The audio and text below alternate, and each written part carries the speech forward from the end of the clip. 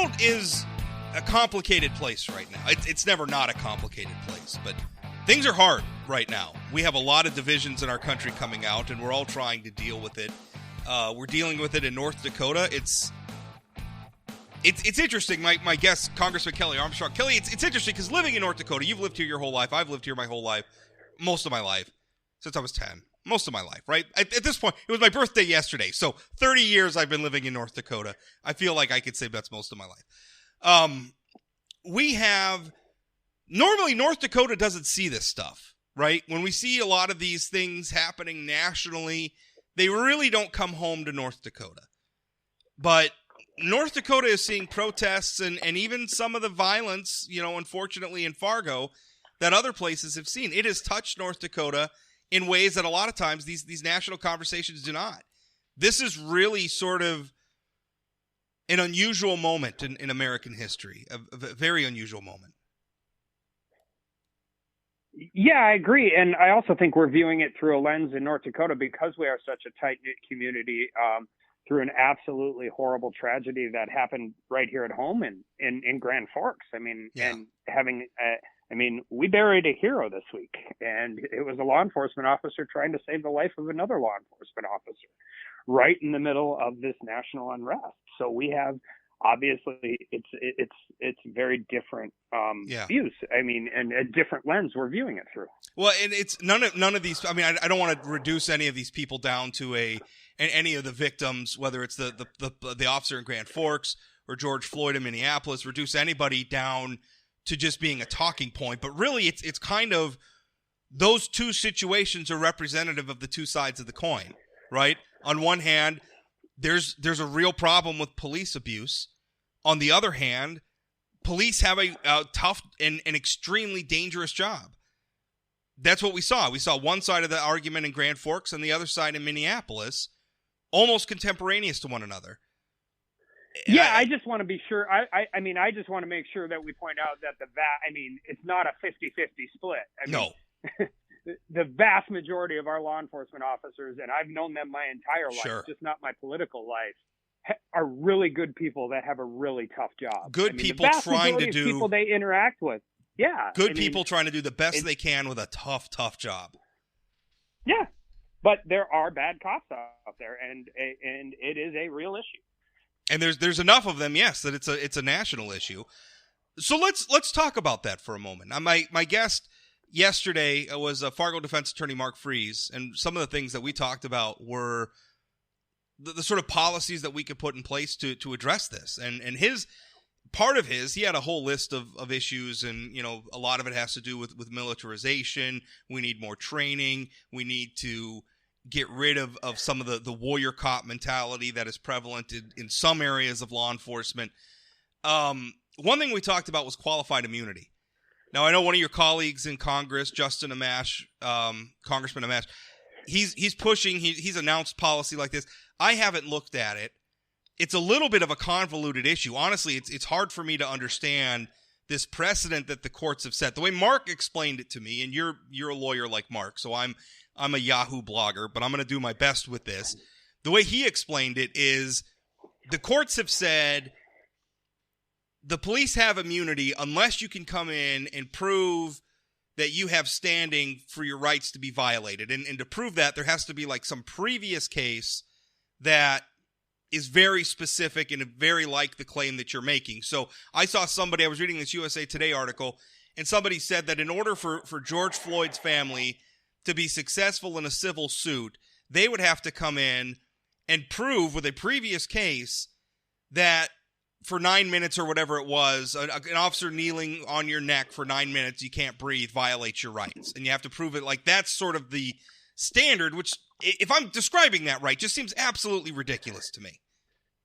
Yeah, absolutely. And actually, the Supreme Court, and I haven't heard yet because it's gotten a little busy, but they were considering whether to grant cert on a couple different qualified immunity cases. Yeah. And that description is fairly accurate. And I think that's the ridiculousness of it, is that in order to have, as Mark said, standing in a case, you have to essentially prove that the exact same case happened before. Well,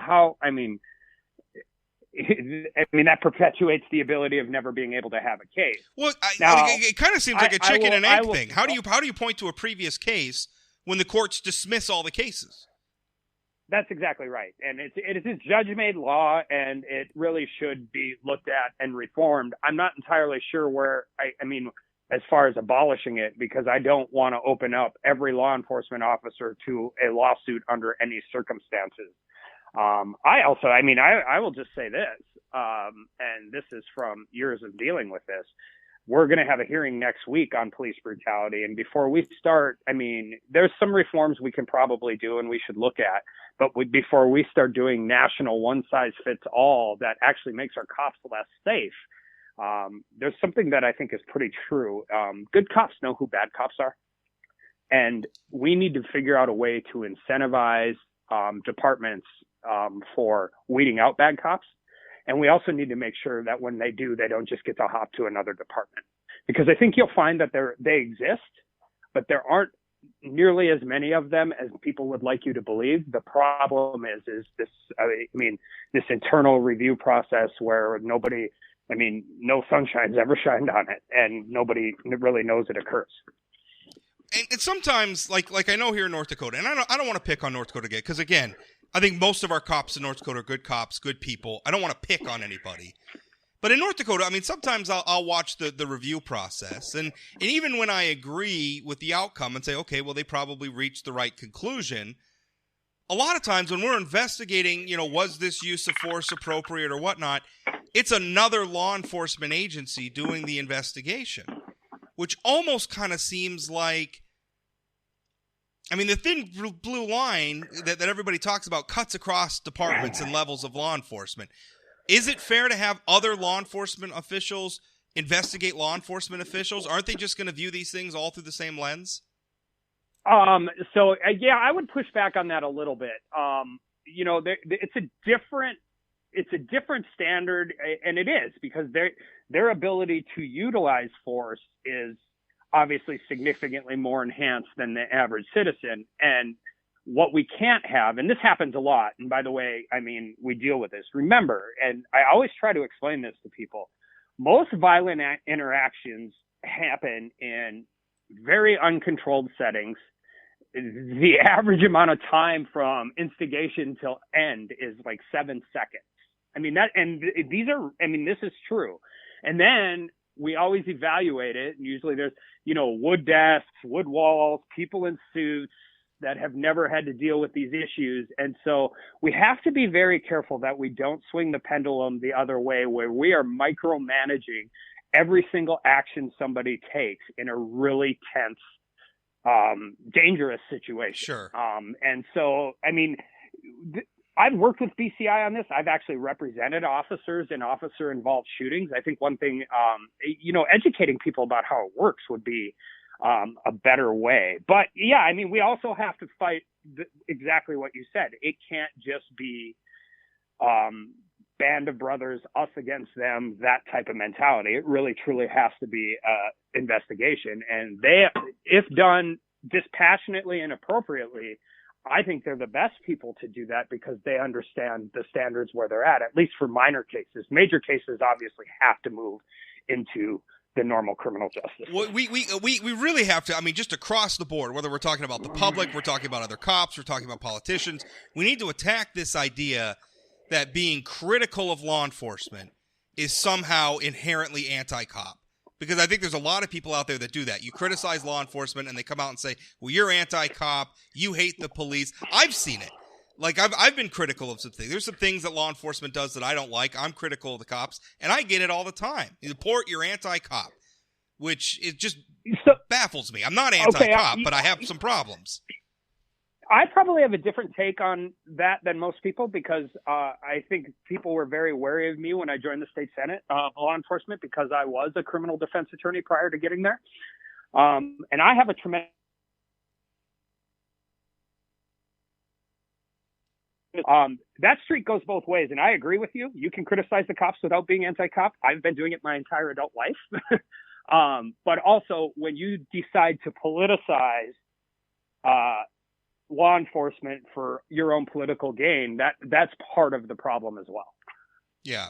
Although not you specifically, right? But no, I understand do that quite often, and we're seeing a bunch of it right now. But that cuts both ways. I mean, it's not just demonizing the cops. It's also, I think, it's also politicizing it by just sort of standing behind them, no matter what they do. Which is sort of the the problem with what law and order Republicans. I think sometimes that criticism's apt, don't you? I agree. Yeah, absolutely. I think we should talk more so than a lot of other issues. We should talk about these very intentionally, or very, very. I mean, we should be very serious about the conversation, and we should. And we should move it forward at a policy level and tone down the political rhetoric. Agreed with that. And let's stay away from sweeping generalizations on both sides, whether we're talking about the protesters, whether we're talking about the cops. Let's talk about the bad people while recognizing there's good and bad people on both sides of this debate. So I realize maybe some people say that's both sidesism, but it's true.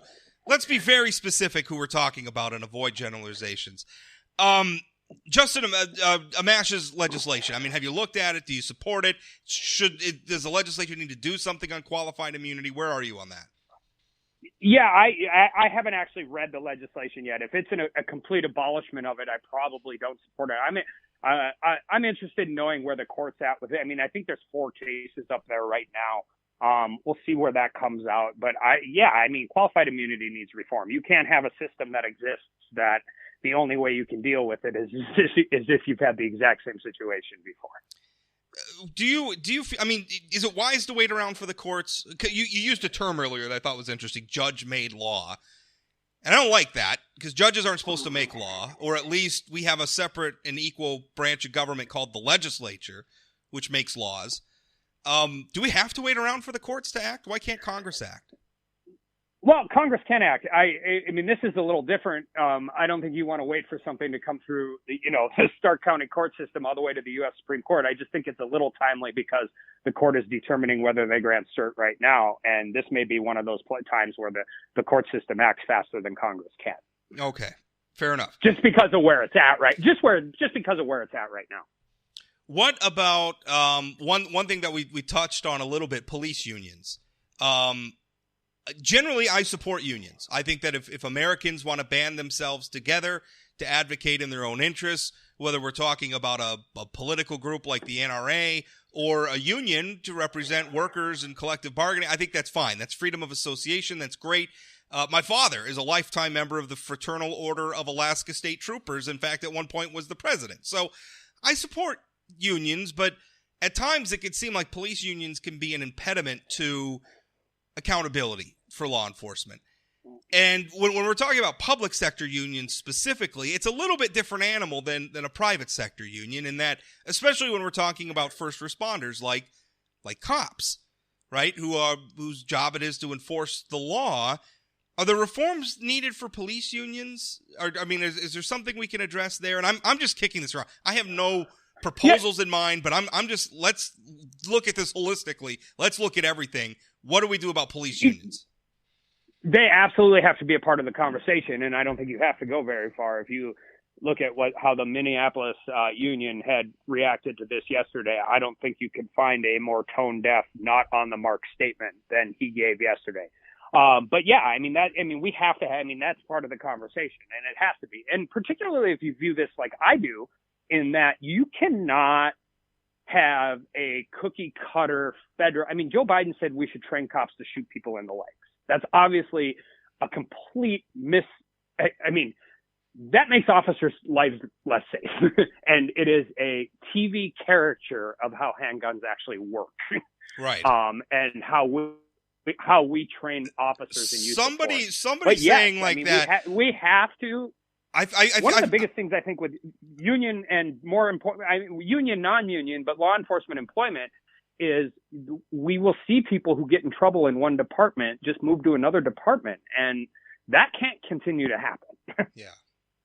It's saying that we ought to just train people to shoot people in the leg. Somebody having no more knowledge of law enforcement tactics and methods than watching reruns of Law and Order would realize how stupid of an idea that is.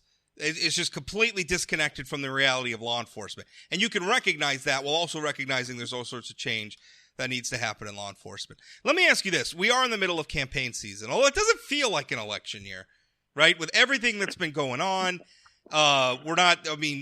we have an election day next week here in North Dakota, and we're not even going to go to the polls. Everything's vote by mail. It's a very odd year, but it is an election year. You have an opponent, Zach Rankerud, gentleman from Minot here. I've interviewed him a few times. Nice enough fella. He is the presumptive nominee for his party. He's running. He'll get the nomination, I suppose, next week. He's running unopposed. He's been critical. No, he's not. He's running against Roland Reimers. Well, I guess that's true. Roland Reimers. Although does Roland? Roland's a libertarian who decided that he would run for the Democratic nomination. The party has disavowed him, but he's on the June primary ballot. So yes, you're right. Zach's running against Roland Reimers. Zach is he wrote something on Facebook yesterday. He wrote, Congressman, and he's referring to the situation, obviously, with George Floyd. He says, Congressman Kelly Armstrong, where have you been? This has been one of the most tumultuous and challenging times in our nation's history, yet you have been virtually silent. After the senseless killing of George Floyd, black North Dakotans and North Dakotans of color are calling out for help. Now, he goes on from there, but his point is he's essentially accusing you of, in this moment, very tumultuous moment for our state and our country, he's saying that you've been silent and you haven't been doing anything. What's your response? Yeah, I don't think he's paying attention. We've put stuff out on social media. I attended Officer Holte's funeral on Tuesday. I did an interview with Gray TV. I did a C-SPAN interview this morning. I'm doing a podcast with you right now. But I think more importantly, this goes to what we talked about earlier. You want to politicize criminal justice reform, that's fine. But if this is a conversation we want to have, I'm comfortable with my background having it. I spent 10 years as a criminal defense attorney. I chaired the Justice Reinvestment Committee at the state legislature. I've introduced the Justice Reinvestment Act before any of this stuff occurred at the federal level. This conversation is one that I think people should, and I don't like to do this, but I think we'll be happy I'm involved in this, particularly from the Republican side. This is an issue that has been a part of my life long before I was ever involved in politics. Well, I think anybody who's followed the legislature and saw how many bills you worked on coming out of the Senate Judiciary Committee is aware of that. And aware of frankly, and I've always appreciated your very nuanced approach to this because I have the same approach. I mean, a lot of times conservatives and Republicans, the expectation is that we just sort of back the cops, and the Democrats don't. I mean, that's a very unfair and very generalized position. I appreciate a nuanced approach to this. I think that it's capable of saying the cops are great people and they're doing a tough job, and we appreciate them. But also there are problems and it needs reform. You can do that, and what I worry about when people like Zach. What he's doing here, and I understand what he's doing and the argument he's trying to make, but he's it's just not accurate. It's not accurate. A and B. I think he's politicizing something in a way that's unhelpful. Now, if he wants to contrast his policy proposals with your policy proposals, you say, well, we ought to do this, and he says we ought to do that, and we have that debate. Well, that's fine. That's what it's supposed to be about. I think it needs to be. We need to stop doing this thing where it's like, I care more about the issue than you do. Because I just don't think that's true, and I don't think that's fair. I think we all care about it, and we're all trying to do something about it. It's just there's many paths to a solution here, and we got to try to find the best one. Well, and this is a conversation, Rob, that has been going on long. I mean, this is sometimes where the rhetoric and the partisan stuff gets aside. I mean, the First Step Act was the most significant criminal justice reform that has passed out of the federal government ever. Yeah. And that was signed and promoted and pushed by President Trump. Now, we can talk about rhetoric, we can talk about speeches, or we can talk about actual tangible results. So my position on this stuff is I'm going to hopefully be able to take a really terrible national situation and effectuate real reform. And that's how I'm going to approach this, because I think there are things we can do and there are things we should do. And I think we have an opportunity to maybe do something good as far as the federal government is for once. Well, look at the progress we made in North Dakota, obviously outside of this current context. But in North Dakota, a lot of the things that we've been doing with reform for some of our drug charges, creating a streamlined process for people to expunge minor drug charges from their records, focusing more on, hey, most of the people that we're putting in prison are going to get out of prison one day. Let's try to prepare them to be active members of all the work that's being done by Leanne Birch in both currently the Burgum administration and the Dalrymple administration before. I think she's been a national leader in a lot of those types of reforms. I think she's doing excellent work in North Dakota's prison system. I think the legislature has passed a number of excellent criminal justice reforms where we're looking at this stuff and we're saying, hey, how can we balance our need for public safety with, the fact that we need to be fairer to criminals, right? I mean, it sounds weird to say being fairer to criminals, but recognizing that they're part of our society too. And the point isn't to just throw the book at them or see how long we can stick them in a jail cell, but turn them in, improve their lives and hopefully bring them in as productive members of society. We've already been having that debate. And granted, a lot of that's not specifically focused on the racial issues, but they sure as heck touch on them because our minority communities are often hardest hit by some of those policies. I was just going to say, and that's exactly right. And a lot of these reforms, whether it was weight of crack cocaine versus regular cocaine, those laws were specifically targeted to a minority group, and we've done good. That doesn't mean we don't have a lot more to do, and we do.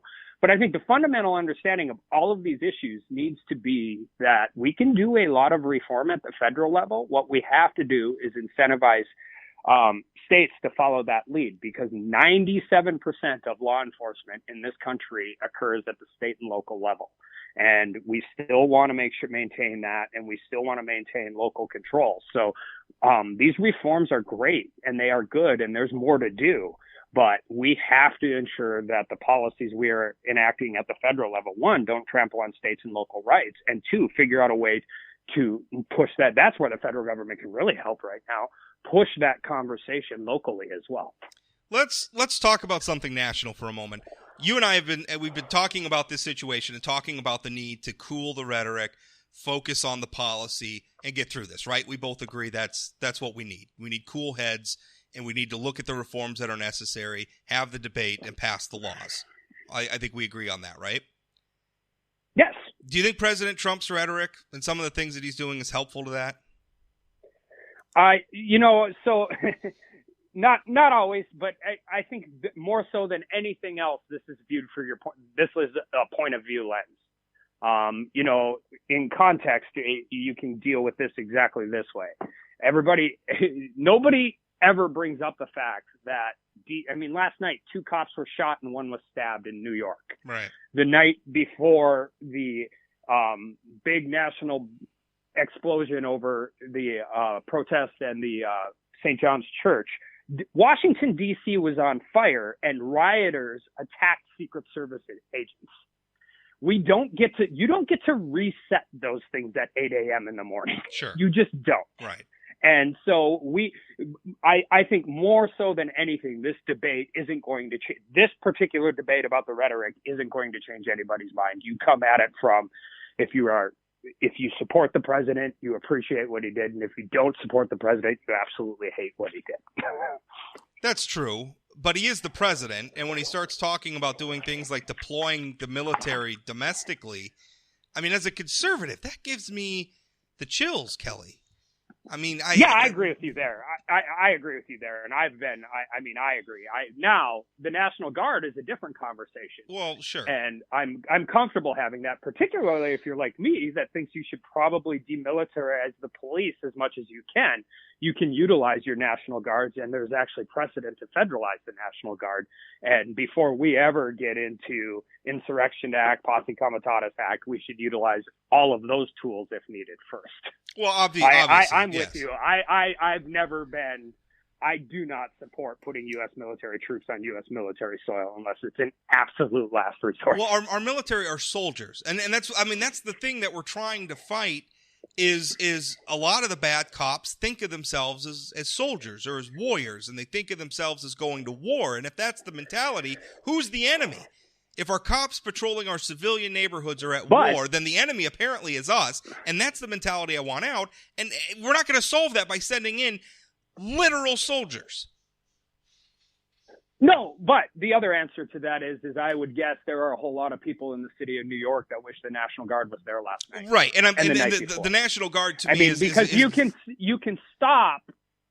You can, and DC is a perfect dichotomy for this because it's one of the most secure towns in the country, or in the world, if not the most secure town. But there are a tremendous amount of protests. We like protests. Sure. We hate riots.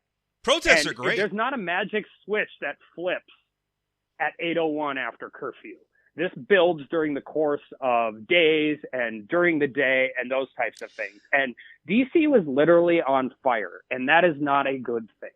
I often tell people that one of the moments in history that makes me proudest to be an American was when the ACLU of all organizations defended the right of the Ku Klux Klan to hold a march in Skokie, Illinois. I was proud of that. Not because I like the Ku Klux Klan or because I want those racist idiots to be marching down the streets. I'd really prefer they just shut up. But they're Americans too. They have First Amendment rights too. And an organization whose principles are generally completely antithetical to those of the Klan stepped in and supported their First Amendment rights. To me, that was a very proud moment in American history. I hope all of our morals are antithetical to the Klan. Well, exactly. The Klan is a horrible, horrible people. But still, it's that sort of commitment to principle that I think is the real test of our society. Like, we don't need the First Amendment to protect discussions about the weather. We need the First Amendment to protect discussions that make a lot of people angry. You know, whether it's the Klan or, and again, I'm not comparing, the Klan is not comparable to any of the protests that are happening now at all. That's not the comparison I'm making. I'm saying a lot of times when things get volatile, protests are good. Even when I absolutely disagree with everything the protesters are saying, I want them to be able to protest. I don't want anybody to be able to burn some innocent business owners down. If you're setting fires and throwing rocks and doing that stuff, this is no longer a peaceful assembly. So that's the point. But that's where the context matters. Sure. And you can see, and this is why the media coverage of this sometimes gets a little frustrating. They jump out of their way to say vast majority of these people are peaceful, which is fine, but context matters. And if every single storefront in New York City is going to have a chair thrown through it or a conveniently located brick thrown through it 16 minutes after the peaceful protesters, I'm not saying we should shut them down, and I'm not saying they don't have the right to protest, but you don't get to absolve that of complete liability in this situation either. No. Because they are being the ones who are truly peaceful, and I agree, the vast majority of them are being utilized for significantly nefarious means. It's like if you've ever been in a Facebook thread and you're discussing an issue and everybody disagrees and you're having a debate, but nobody, it's respectful and everybody's just voicing their point of view, and then some Yahoo comes in and starts throwing insults around, right? That's sort of it's usually about comment 3 on social media. Right. Well, fair enough. But it's like the adults are all trying to have an admittedly heated conversation about an important policy issue, and then the trolls come in and start setting fires. They're just not helpful, and they're a faction unto themselves. But if you are really, truly, like I am, supports these peaceful protests, the single best thing you can do to change them from turning violent and having a cop shot, having a 14-year-old kid who gets tied up in this that is really just there to express his societal outrage. Turning some poor shop owner into collateral killed, damage. Arrested, or whatever. Right. Is by making sure that you have enough law enforcement resources to stop it as soon as it starts. Yeah. Then the protests can go on and the rioting doesn't. And that is, and so I don't think you get to criticize after what has happened the last 3 nights in your particular city. I don't think it's intellectually honest to criticize the oversaturation of law enforcement. I just don't. I think if you talk to any police chief, Democrat, Republican, who is having riots going on in their city, they will tell you that having a significant presence is the single best way to stop it without anybody getting hurt. If your protest is going to turn, because the thing is, the cops work for the people who own the businesses too. The cops work for the people who just want to get through the protest area to get to work. They represent them too, right? The cops have to represent all. That's their job. So if your protest is going to do property damage, the cops are going to have to do something about that. They can't just stand by and watch you burn down blocks. Yeah, that's criminal. That's that's vandalism. That's rioting. That is. And I think that's important. Once property damage starts occurring, if you are in the group, you no longer get to claim being a peaceful protester. Here's an idea. You just don't. One of the things we talked about was good cops calling out bad cops, right? We talked about that at the beginning. We need to empower the good cops to identify the bad cops because the good cops know who the bad cops are. Hey, protesters, how about you do the same thing? I will say there is a lot of that going on. And there is a lot of Black Absolutely Lives right. Protesters that live in these cities and don't live in the suburbs that are calling out what I call credit card protesters who drive in an hour and a half because they think they're woke or something. Yeah. And there are a lot of the protesters that are filming these people, putting them online, and we can talk about that in a different podcast. So there are a lot of protesters that are really upset that their movement is getting co-opted by people who simply want to cause damage and create anarchy. And listen, the news media is not doing us any favors because we are so many reporters are obsessed. It's like something's happening in Minneapolis. Let's go see what Trump thinks about it. Let's circle it back to Trump again. And I get CNN reporter is jumping through hoops to talk about this being a peaceful protest while he gets hit in the head with a bottle. I mean, we need to be honest about what is going on. Yeah, and we're far too obsessed with shoehorning it into, well, such and such celebrity had a hot take about this, or the president had a hot take about this. And it's tougher with the president because he is the president and he is one of the top policymakers in our country. You can't ignore him, and he's combative by nature and always has been and always will continue to be. That is the truth. That is who he is. Doesn't make it helpful in this situation. But Kelly, I thank you for your time. Certainly appreciate it as always. I'm going to end you on a really good note for two reasons. One, baseball's back, at least in Dickinson, and the Dickinson Rough Riders are 3-1. So I'm a happy guy. Isn't that great? Yeah, that is great. I'm hoping we can. I'm hoping Major League Baseball and the Players Association can figure out a way to play some ball because I'll tell you, I was my 40th birthday last night, so one of my presents was a new Yankees hat. My son got a matching hat. We're ready to go. We're ready to watch some ball, but we need them to play. Hopefully, they can figure out a way to do it safely. Well, your minor league or your independent league team or your summer team, I can't remember what it's called in Minot's they're starting up June 26th. And those are great games. So you should go down to some of those. Absolutely. Of course we will. Kelly, thanks for your time. Thanks.